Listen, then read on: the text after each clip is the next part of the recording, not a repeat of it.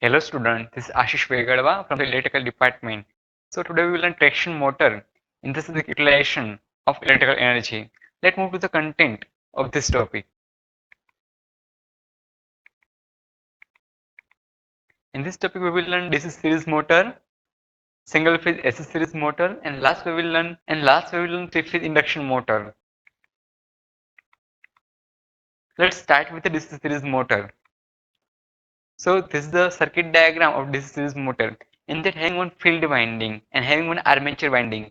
So we have connected one field winding in series with the armature winding such that the same current will pass through the both of the winding. Now it develops the high torque at lower speed and the lower torque at high speed. It is an exact requirement of the traction unit. So torque is independent of the line voltage and thus it unaffected by the variation in the line voltage. Direct current motors with series field winding are the oldest type of the traction motor. These provide a speed torque characteristics useful for propulsion, providing high torque at lower speed for acceleration of the vehicles and the declining torque as speed increases. So by arranging the field winding with the multiple taps, the speed characteristics can be varied, allowing the relatively smooth operator control of acceleration. So hearing one tapping, by changing the tapping, we can vary the speed of the DC series motor. A further measure of control is provided by using parts of the motor on a vehicle in series parallel control. For a slow operation or heavy loads, two motors can be run in series on the DC supply. So where the higher speed is desired, this motor can be operated in parallel, which making a higher voltage available at each and so allowing the higher speed. Let's see about the S series motor. So here we have connected one armature of S series motor in series with the two field winding and we have supplied the S supply to this winding. Starting torque is lower than the DC series motor due to poor power factor in starting, and this motor has surpassed the DC series motor in terms of the size, weight and the cost for the same rating. Thus the maximum operating voltage is limited is to 400 volts.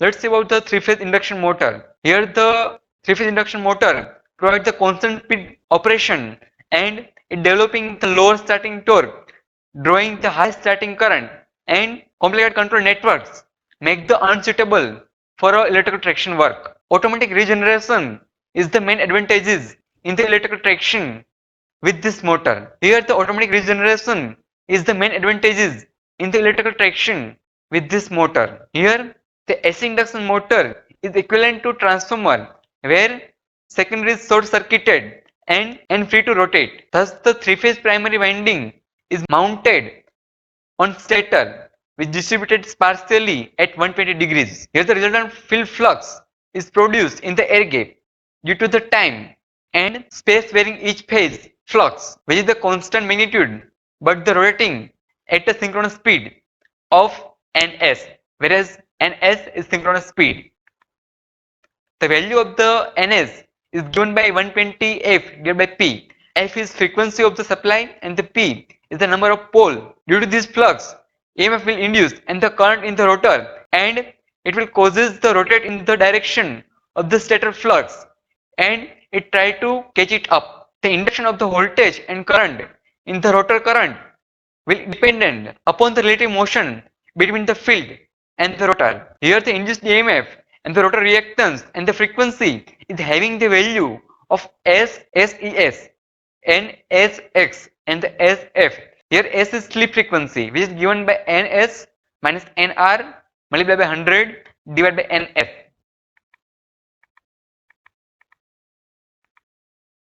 Here the speed of the induction motor depends upon only on number of poles and frequency of the applied power supply from the formula, that is omega s is equal to 120 f divided by p, or to some extent by reducing the supplied voltage which results in the reduction of generated torque resulting in the reduction of the speed. This speed control method couldn't find any universal application for any purposeful gain.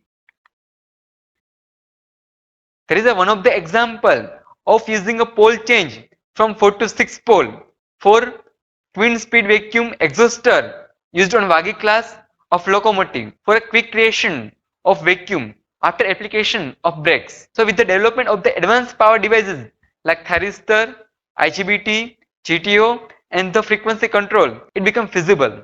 With the development of the advanced power devices like thyristor, GTO and the IGBT, the frequency control will become feasible. Let's see the question for assignment. The first one is explain DC series motor and the second is explain induction motor. Thank you.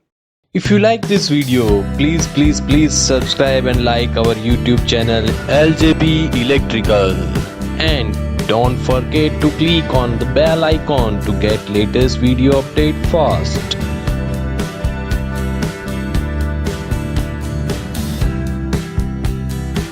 If you like this video, please subscribe and like our YouTube channel LJP Electrical, and don't forget to click on the bell icon to get latest video update fast.